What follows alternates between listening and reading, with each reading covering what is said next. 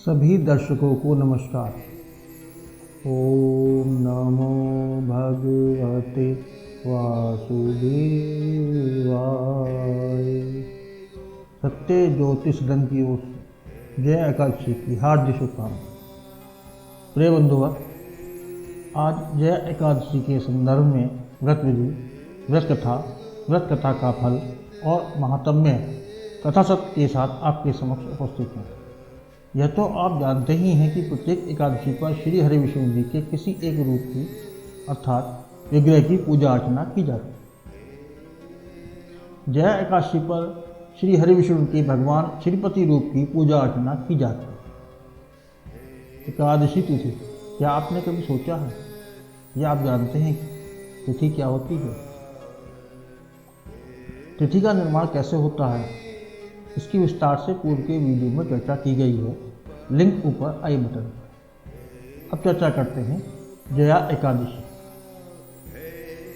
पांडुनंदन युधिष्ठिर ने भगवान श्री कृष्ण से कहा कि आप समस्त जगत के सृष्टिकर्ता ब्रह्मा, पालनकर्ता विष्णु और संहारकर्ता शंकर हो।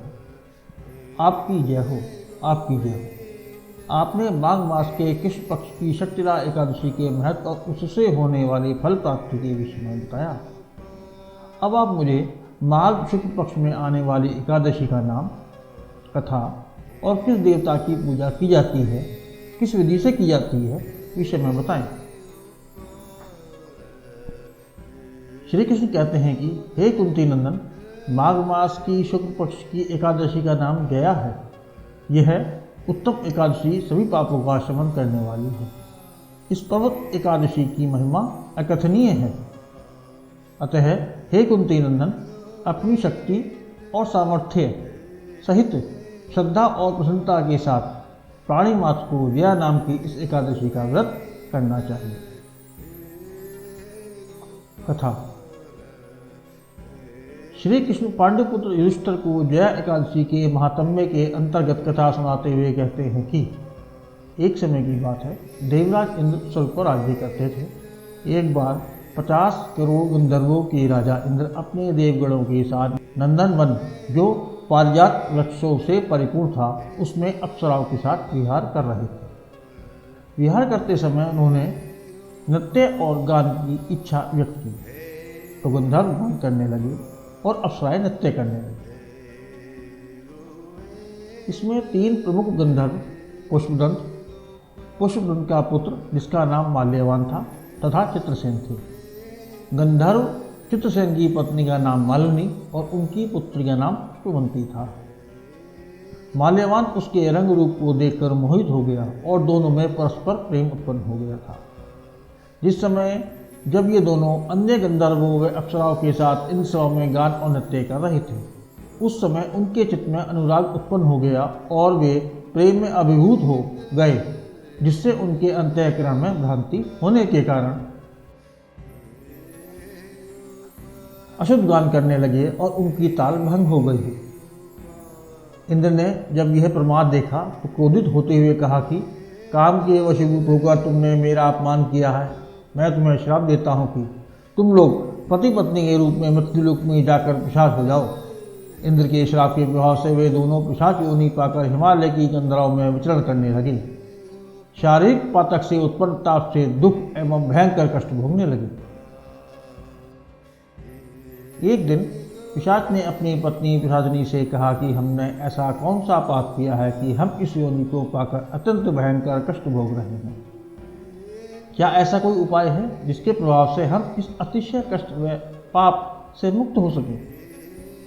भगवत कृपा से उन्हें माघ मास की शुक्ल पक्ष की सब तिथियों में उत्तम एकादशी प्राप्त हुई, जो जया नाम से विख्यात थी।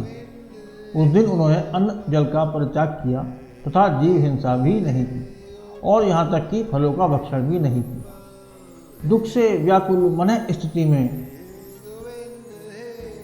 वे दोनों एक पीपल के वृक्ष के नीचे बैठ गए। सूर्यास्त हो गया। अत्याधिक शीत के कारण उन्हें निद्रा भी नहीं आई। वे काम सुख या अन्य कोई सुख भी प्राप्त नहीं कर सके और संयोगवश इस प्रकार उनका रात्रि जागरण भी हो गया। सूर्योदय हुआ और द्वादशी तिथि आई दोनों पिशाचों के द्वारा जया एकादशी व्रत का पालन व रात्रि जागरण भी होने से भगवान विष्णु की कृपा से पिशाचता दूर हो गई। पुष्पवंती व माल्यवान दोनों अपने पूर्व रूप में आ गए। उनके हृदय में प्रेम व स्नेह पुनः पल्लवित होने लगा। सभी प्रकार की आभूषणों से अलंकृत हो, सुंदर रूप धारण कर दोनों विमान में आसीन हो सर्वलोक की ओर गमन किया। वहां पहुंचकर उन्होंने देवराज इंद्र को अत्यंत प्रसन्नता के साथ प्रणाम किया। उन्हें इस रूप में देखकर इंद्र को बड़ा आश्चर्य हुआ और उन्होंने पूछा कि किस पुण्य के प्रभाव से तुम पिशाचत्व से मुक्त हुई हो? किस देवता ने तुम्हें इस श्राप से मुक्त किया है? इस वृत्तांत का उल्लेख करें। माल्यवान बोला, स्वामी, भगवान वासुदेव की कृपा से तथा जया एकादशी के व्रत के पुण्य प्रभाव से हमें श्राप से मुक्ति मिली है।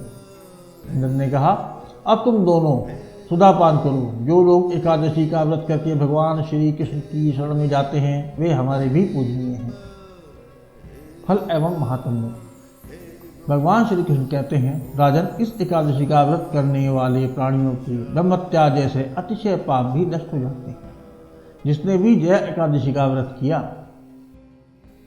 तो उसने सभी प्रकार के दान देने व संपूर्ण यज्ञों का अनुष्ठान कर लिया है। भोग और मोक्ष प्रदाता यह एकादशी व्रत ब्रह्मत्या जैसे पाप, भूत पिशाच जैसी योनियों से भी मुक्ति प्रदान करने वाला है।